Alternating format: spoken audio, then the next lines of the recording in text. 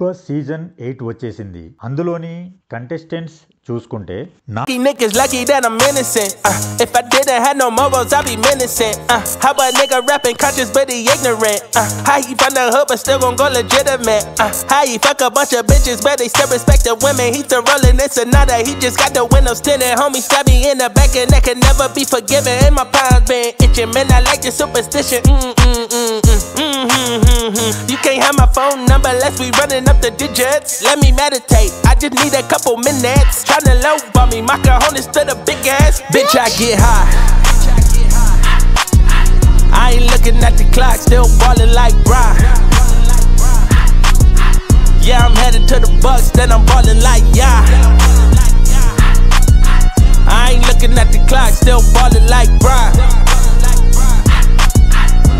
Bitch, I get, bitch, I get, bitch, I get. Let me meditate, then I celebrate, tryna get the cake. ప్రోమోలో చెప్పినట్టుగా entertainment కి, fun కి, turns కి, twist కి లిమిటే లేదు. అంటే అన్లిమిటెడ్ షో. దానికి తగ్గట్టే బిగ్ బాస్ హౌస్ కూడా డిఫరెంట్ గా డిజైన్ చేశారు. ఒక జంగిల్ లుక్ తో అక్కడక్కడ జంతువుల ఆర్ట్స్ తో దర్శనమిస్తుంది. అంటే హౌస్ ఒక అడవి, అందులోని కంటెస్టెంట్స్ అంతా యానిమల్స్ అని అర్థం చేసుకోవాలి. అలాగే కంటెస్టెంట్స్ ని ఈసారి సోలోగా కాకుండా జంటలుగా బిగ్ బాస్ హౌస్ లోకి పంపించడం జరిగింది. మధ్యలో 35 మూవీ టీం అలాగే నాని అండ్ అనిల్ రావిపూడి వచ్చి వారితో గేమ్స్ ఆడించి ఓడిన వారితో అక్కడ ఏర్పాటు చేసిన వుడెన్ డోర్స్ ఓపెన్ చేయించి ఈ బిగ్ బాస్ సీజన్ కంటెస్టెంట్స్ కే కాకుండా ఈ షో చూస్తున్న అందరికీ షాక్ ఇచ్చాడు బిగ్ బాస్. అది ఏంటంటే ఈ సెషన్ లో కెప్టెన్ ఎవరు ఉండరు, అలాగే రేషన్ ఉండదు. వీళ్ళు గేమ్స్ ఆడి రేషన్ సంపాదించుకోవాలి. అలాగే ప్రైజ్ మనీ 0. అంటే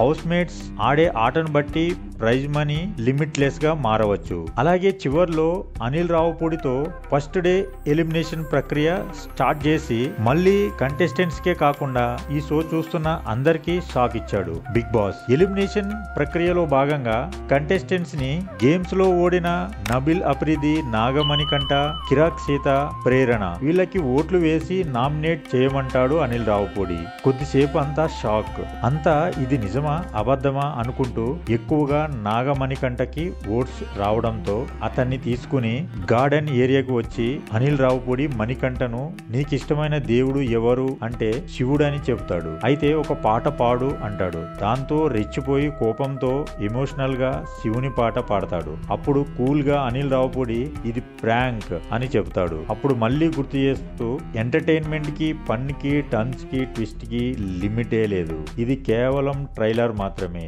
ఇలాంటివి చాలా ఉన్నాయి దాచం అంటూ ఫస్ట్ డే ఎపిసోడ్ ముగుస్తుంది. ఈ వీడియో గాని మీకు నచ్చినట్లయితే please like and subscribe my channel. Thank you. జై సినిమా.